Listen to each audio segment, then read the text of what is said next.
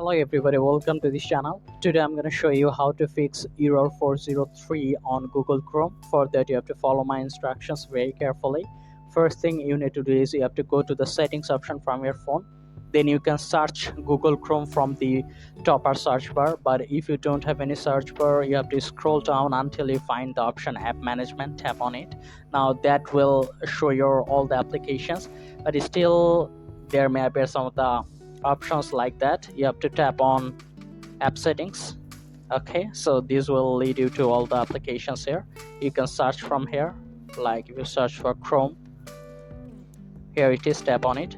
Now there are many options here like notifications. Just go to the notifications and make sure the notifications are allowed, including the vibrate and play sound. Then go back and go to the permission. Make sure all the permissions are approved, like camera, files and media, location, microphone. You can also allow the contacts if you want. Then the main section, which is storage and cache. Then go to the storage and cache. Then you have to clear the storage and clear the cache, and that's it. You have to re-enter your Chrome browser after restarting your phone, and hopefully there will be no problem. So if this tutorial helped you, like this video and don't forget to subscribe to my channel. See you in the next one.